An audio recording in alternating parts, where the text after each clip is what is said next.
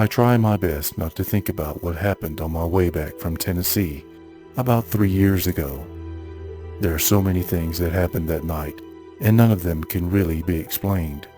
My girlfriend and I had gone on a 3-day vacation to Nashville in order to meet up with my buddy and his girlfriend.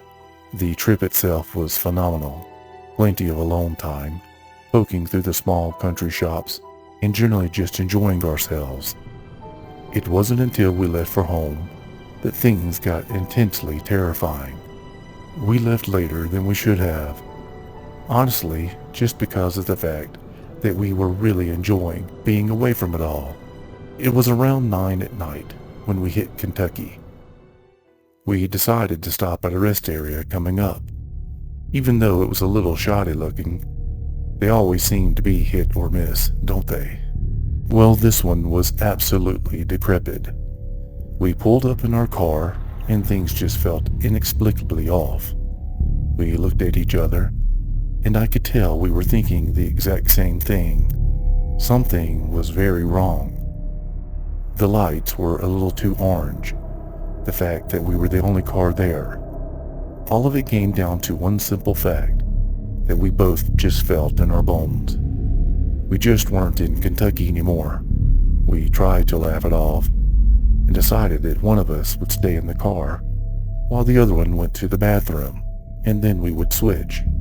I don't really think we even questioned our mentality on it at the time, but rest assured, I would never let my girlfriend walk around by herself if I felt something was threatening out there. There was something fatigued in the air, scrambling our circuits and forcing us to make the moves we needed to make, to be by ourselves.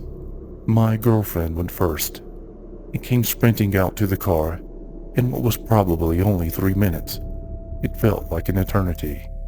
I kept looking at the building, seeing things materialize out of the shadows, continuing to dissipate, as if they were made out of smoke. She came back into the car, and I took the time to jump out to do my business. Even though every fiber of my being screamed out at my ineffectual and numbed mind, I still trudged to the men's bathroom. I noticed that there was a lock on the outside of the door. My mind tried to process this insanity. A lock on the outside? My mind kept reading this piece of information to me over and over again, but I simply pulled the door open. The light had a sick greenish tint to it when I entered the bathroom, and there was a large man with his back to me at the only urinal. He was standing unnaturally still, not even a sign of breathing. Imagine staring at a mannequin in the darkness, but with only a hint of light illuminating the unmoving figure. It was silent, with only the hum of the light. It was the knife that cut through the dead of silence. Unnerved, instead of waiting for him, I went directly into the only stall. As I was standing there trying to do my business, there was something in the back of my mind poking me, telling me that I didn't want to see his face. I felt like I was coated in molasses. Every movement, every breath, felt like it was in slow motion. I could literally hear my own breath start to shake. I zipped myself up without even starting. I just needed to get out of there. I didn't want to hesitate. I knew I would lose my nerve. So I yanked the stall door open. And there he was, towering and standing directly in front of the stall. Breath escaped me, and I gasped in surprise. He was still standing, unnaturally still, as if somehow he was just placed there. You scared me," I stuttered.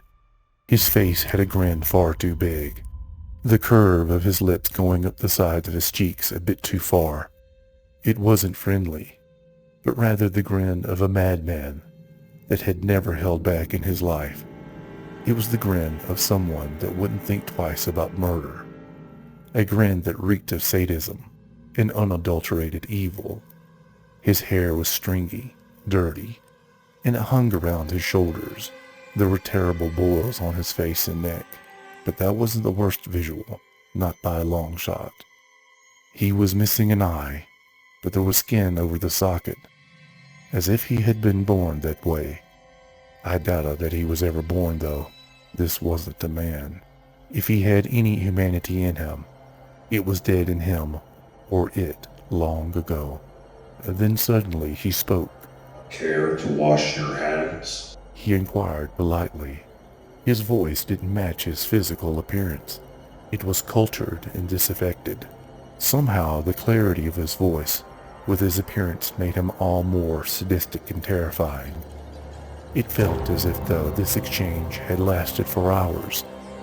To this day, I believe that the only thing that snapped me out of my trance of fear was my one thought, my girlfriend. I darted past him and threw the door open with all my might. Funny, it didn't seem to be that heavy when I had entered. The man laughed heartedly. Coming from inside the restroom, it made a strange, echoing sound reverberating off the walls.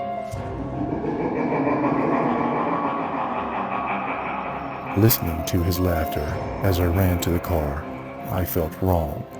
I felt off. The laughing, somehow hearing it inside my own head, like I was no longer alone in my mind. The feeling as if there was someone or something a fingernail's edge from my back. The sensation didn't go away when I looked behind me, and I didn't see anyone. I threw myself in the car. My girlfriend reversed quickly before the door could even shut.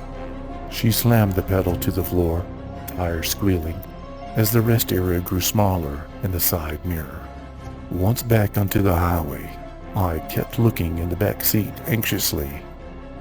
I was just convinced that we were bringing something home with us. I was so preoccupied with this morbid thought that I hadn't noticed my girlfriend staring at me strangely. She insisted that I wasn't myself. As I began to speak to calm her, my voice was not my own. Her eyes grew wide with terror. She screamed.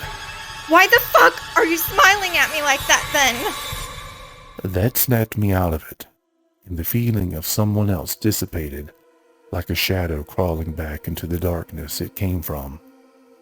Even my surety that something was in the back seat faded to a dubious confusion, and my girlfriend slowly began to understand that it really was me. Later, through tears, she told me that I had been smiling at her the same way that I described that smiling man.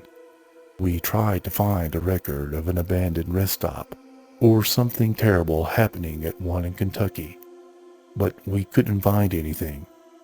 We were in such a hurry to leave that place, neither of us looked around to see where it was. Something from hell hitched a ride with me that night.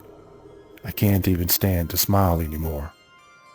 Just know, if you're ever out driving and you need to stop at a rest area, make sure it feels right, because you can never know who or what could be waiting.